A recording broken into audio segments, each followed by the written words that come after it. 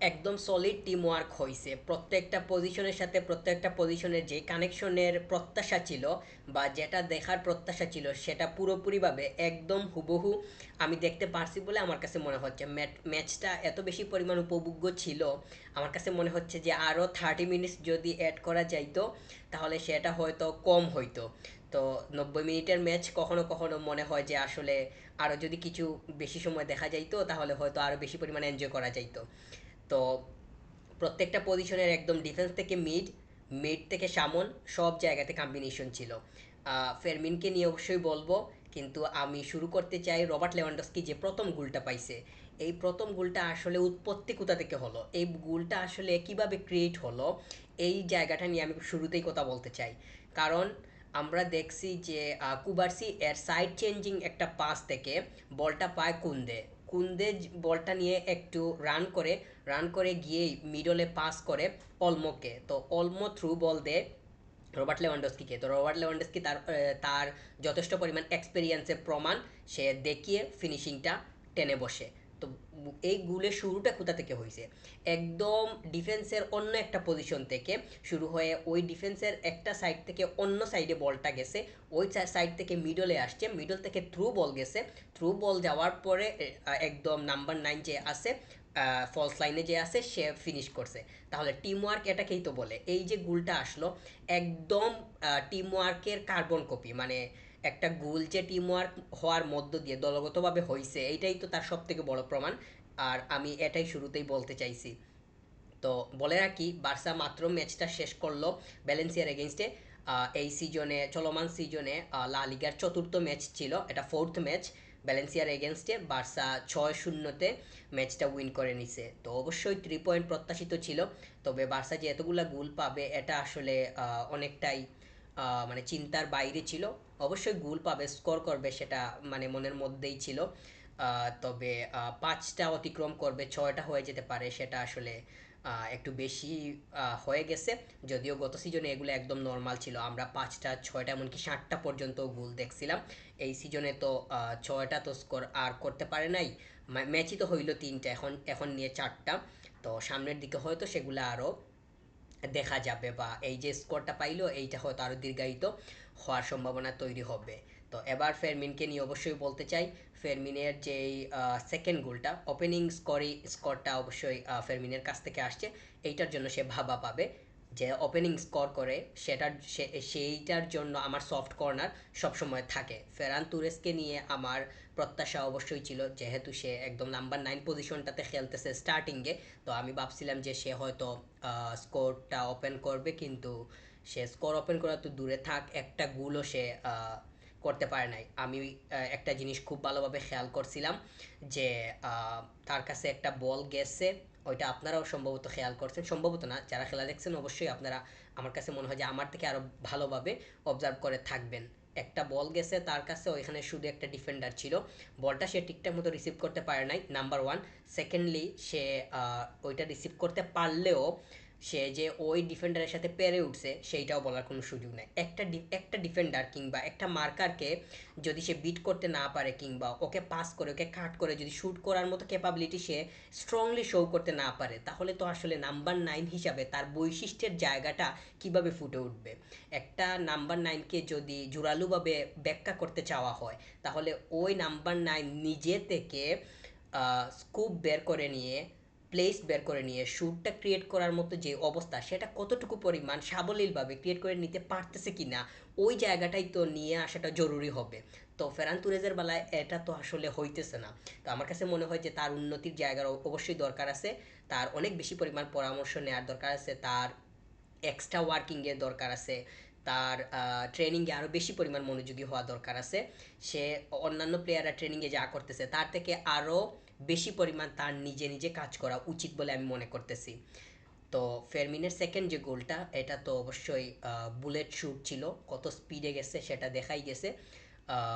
বলটা কোনো ডিফ্লেক্ট হয় নাই, এটা হইতেছে সব থেকে স্বস্তির বিষয়। কারণ এই ধরনের শ্যুট আমরা দেখি যে যদি একটু একটু মানে শক্তভাবে বা একটু মানে ভালোভাবে যদি কোথাও লেগে যায় তাহলে আর বলটা কোনোভাবেই মানে স্ট্রিক্ট থাকে না, একদম ডিফ্লেক্ট মানে ধ্বংস হয়ে যাওয়ার মানে শ্যুটটা একদম নাই হয়ে যাওয়ার অবস্থা তৈরি হয়। তো ফেরমিনের যে শ্যুটটা এটা অবশ্যই একদম ডিফেন্ডার মানে কেউ করতে পারে নাই, একদম মানে জালের ভেতরেই গেছে, যেটার জন্য আমি আমার এই জন্যই আমরা বলতে পারি যে এটা কতটুকু পরিমাণ মানে স্পিডি শ্যুট ছিল। এইটাকে যে মার্ক করবা কিংবা এটাকে যে টার্গেট করতে পারার যে ক্যাপাবিলিটিটা, এটা অন্য কোনো তাদের এগেনস্টের অর্থাৎ ভ্যালেন্সিয়ার যে ডিফেন্ডার আছে তারা শো করতে পারে নাই। তো এটা অবশ্যই মানে প্রশংসার দাবি রাখবে ফেরমিন। আমি চাইছিলাম যে অন্ততপক্ষে একটা প্লেয়ার হ্যাট্রিক করুক, কিন্তু সেটা সম্ভব হয় নাই।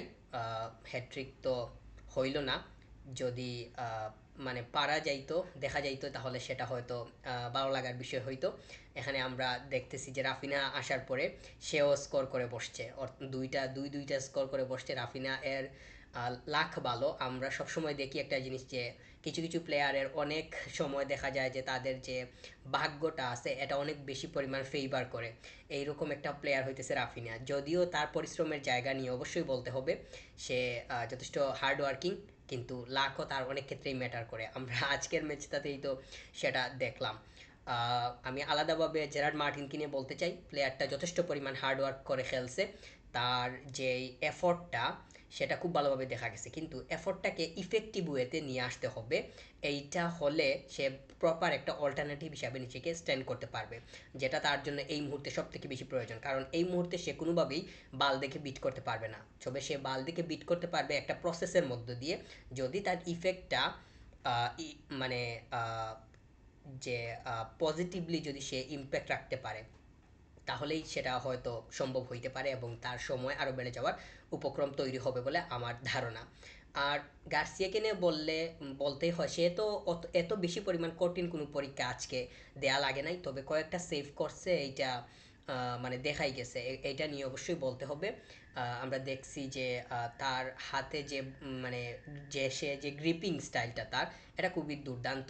তো এইটার জন্য সে প্রশংসার অবশ্যই মানে প্রশংসা পাওয়ার যোগ্য বলে আমি মনে করতেছি।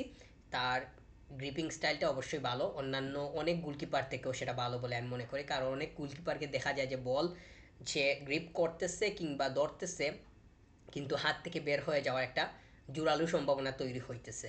কিন্তু আজকে দেখা গেছে গার্সিয়ার বেলায় এমনটা কিন্তু হয় নাই। আমার কাছে মনে হয় যে গার্সিয়াকে নিয়ে লম্বা প্ল্যানিং সম্ভব, তবে বার্সা কি করবে এবং তার যে মানে টিকে থাকার যে একটা মানে চিন্তা, তার যে নিজেকে কিভাবে সে মানে স্থায়ী করবে, সেই ধরনের কাজ যদি সে অব্যাহত রাখতে পারে, তাহলে আমার কাছে মনে হয় যে সে এই টিমের সাথে স্যুট করতে পারা এবং সেখানে সে ফিক্সড হয়ে যেতে পারা, এটা অনেক লম্বা সময়ের কোনো বিষয় হবে না। বরঞ্চ তাকে নিয়ে অটোমেটিক্যালি অথরিটি এমনিতেই ভাববে, বিশেষ করে কোচিং স্টাফরা তো ইতিমধ্যেই ভাবনা শুরু করে দিছে সে যেইভাবে খেলতেছে। তো এটা অবশ্যই। তো আবার যদি কুবার্সির কাছে ফিরে আসি, এই প্লেয়ারটা অন্যরকম। অন্যরকম বলতে ওর যে ও অনেক ঠান্ডাভাবে মাঠের মধ্যে থাকার চেষ্টা করে, কোনো অ্যাগ্রেসিভ কোনো ওয়ে নাই। যখন দরকার তখন সেটা দেখা যায়, বা মানে প্রয়োজনের বেশি কোনো কিছুই মানে ওর কাছ থেকে পাওয়া যায় না। ওর কাছ থেকে পাওয়া যায় ক্রিয়েটিভিটি, ওর কাছ থেকে পাওয়া যায় আহ, মানে সলিড জিনিস, ওর কাছ থেকে পাওয়া যায় আহ, মানে আহ, কি বলবো, মানে প্ল্যানিং বাস্তবায়ন করার যেই মানে তার থিঙ্কিং, এইটার প্রপার ব্যবহারটা মাঠের মধ্যে তার কাছ থেকে পাওয়া যায়। তো এই যে বৈশিষ্ট্যগুলো আছে, এইগুলা কুবার্সির কাছ থেকে খুবই সুন্দরভাবে পাওয়া যায় বলে আমি মনে করি।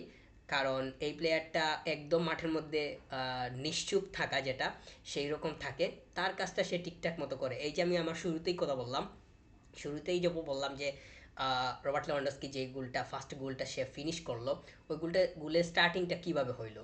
গোলের স্টার্টিংটা ওই কুবার্সির কাছ থেকেই আসছে। কুবার্সি কিন্তু এই মানে বলটা চেঞ্জ করে দিছে, এটাকে অনেক ইফেক্টিভ ছিল। মানে সে যে সাইডটা চেঞ্জ করে দিছে, ওইখানে কুন্দের কাছে বলটা গেছে, কুন্দে বলটা নিয়ে একটা লম্বা রান দিছে। ওই রানটা কিভাবে হইলো? একদম সাইডটা ফাঁকা ছিল।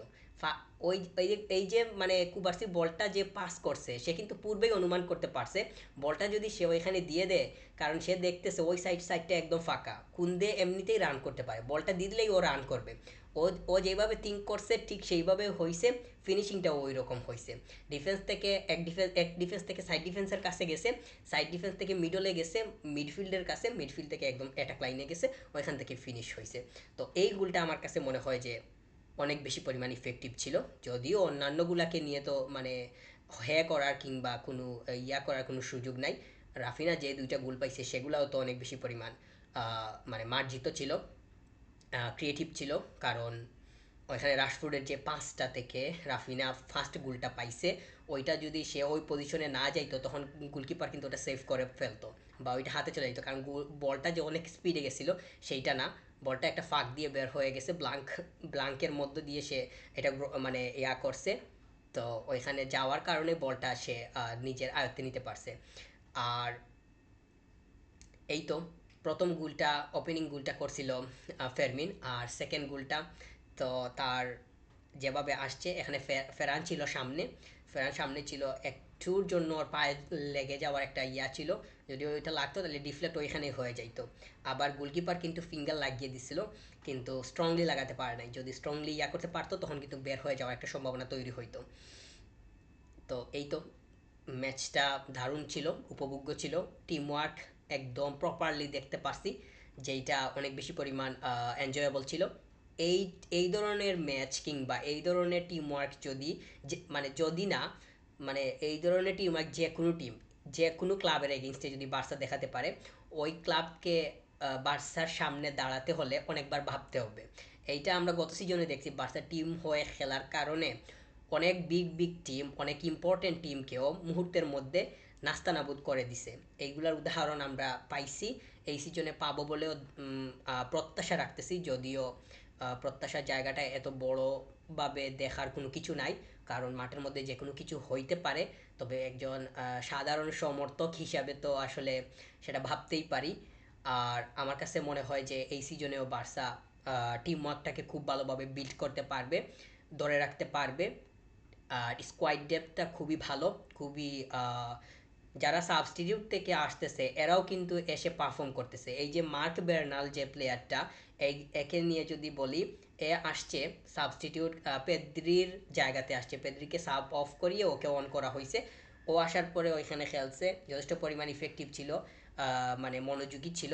যখন খেলা শেষ হয়েছে, খেলা শেষ হওয়ার পরে প্রতিটা কোচিং স্টাফ তাকে জড়িয়ে ধরছে, তাকে বাহবা দিছে, উৎসাহ দিছে।